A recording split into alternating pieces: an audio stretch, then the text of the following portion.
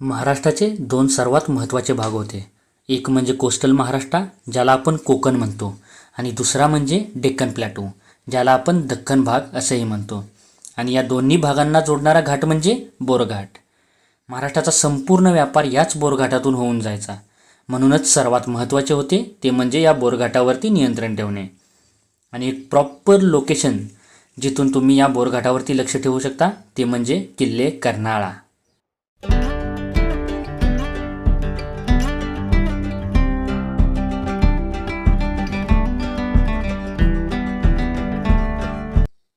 नमस्कार मित्रांनो, आजचा दिवस खास आहे कारण आज आपण निघालो आहोत सह्याद्रीच्या कुशीत वसलेल्या एका अप्रतिम ठिकाणी, तो म्हणजे किल्ले कर्नाळ्याकडे.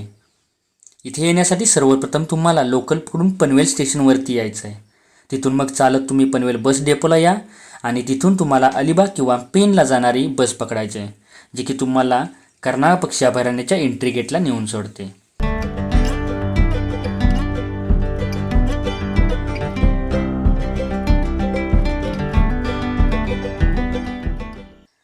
मुंबईच्या गजबजाटापासून फार दूर नाही, पण इथे पोहोचताच जणू एका वेगळ्याच जगात आल्यासारखं वाटतं. सभोवतालची दाट हिरवळ, पक्ष्यांचा मधुर किलबलाट आणि हवेतला तो आल्हाददायक गारवा मन क्षणात प्रसन्न करून टाकतो. मुंबई पुणे परिसरातील ट्रेकर्ससाठी कर्नाळा हा एक अत्यंत लोकप्रिय ट्रेक आहे, कारण हा ट्रेक फार लांब नाही पण अनुभव मात्र खूप छान देऊन जातो. किल्ला कर्नाळा हा पक्षी अभयारण्यात वसलेला किल्ला आहे. 1968मध्ये स्थापन झालेले हे अभयारण्य महाराष्ट्रातील पहिल्या पक्षी अभयारण्यापैकी एक मानलं जातं. इथे 150हून अधिक पक्ष्यांच्या प्रजाती आढळतात, त्यामुळे ट्रेकची सुरुवात होताच निसर्ग आपलं मन जिंकून टाकतो.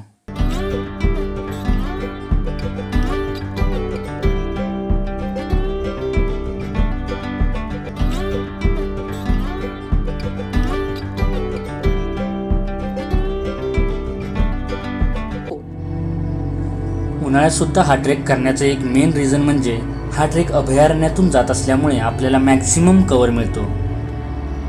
जसं आपण पुढे जातो तसतसा रस्ता थोडासा चढणीचा होत जातो आणि आपल्याला किल्ल्याच्या पायथ्याशी घेऊन जातो.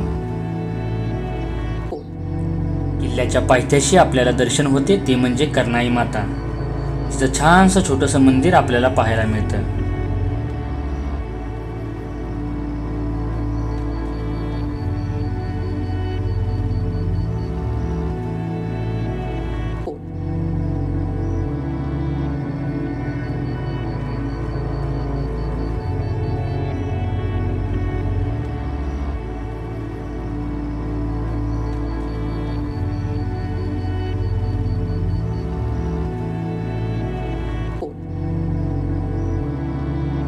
गडाच्या वरच्या भागाकडे जसजसे आपण जातो तसतसा आपल्याला गडाचा प्रवेशद्वार एकदम चांगल्या स्थितीमध्ये भक्कम पाहायला मिळतो. शिखराच्या जवळ पोहोचल्यावर किल्ल्याचे अवशेष दिसू लागतात. जुन्या तटबंदीचे काही भाग, पाण्याची टाकी आणि दगडी बांधकामांचे अवशेष आजही त्या वैभवशाली इतिहासाची साक्ष देतात.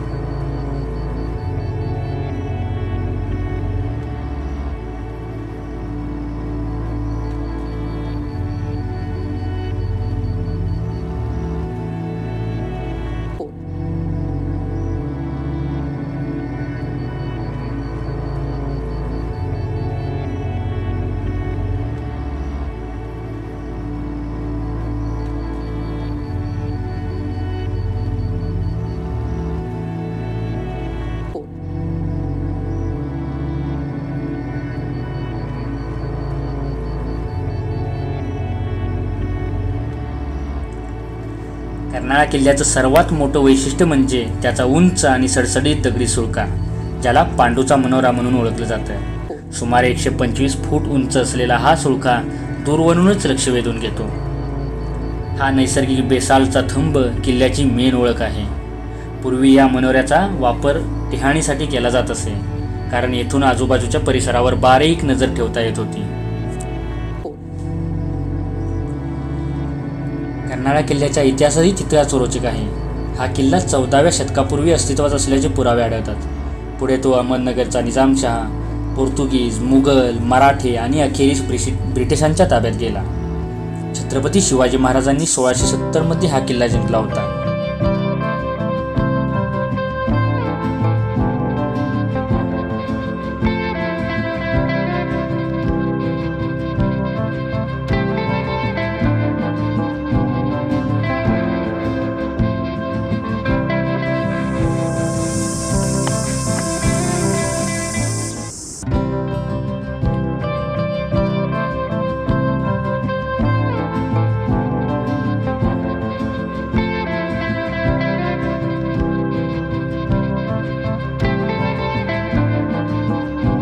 कर्नाळा किल्ल्याच्या माथ्यावरून उभं राहून पाहिलं तर एका बाजूला प्रबळगड, तर दूरवर माणिकगड, चंदेरी आणि श्रीमलंगड यांच्यासारख्या किल्ल्यांचे ऐतिहासिक दर्शन आपल्याला पाहायला मिळते. आणि इथेच करूया आपल्या एका छोट्याशा सोप्या ट्रेकची समाप्ती. जर तुम्ही एका दिवसाचा सुंदर ऐतिहासिक आणि निसर्गरम्य ट्रेक शोधत असाल तर कर्नाळा किल्ला नक्कीच तुमच्या यादीत असायला हवा. जर तुम्हाला तुमच्या मुलांना ट्रेकची ओळख करून द्यायची असेल तर हा ट्रेक तुमच्यासाठी आहे.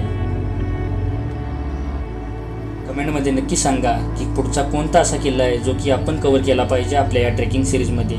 चला तर मग पुन्हा भेटू एका नव्या प्रवासात, नव्या ठिकाणी आणि नव्या अनुभवासह. तोपर्यंत भटकत राहा, निसर्ग अनुभवत राहा आणि प्रत्येक क्षण मनापासून जागा.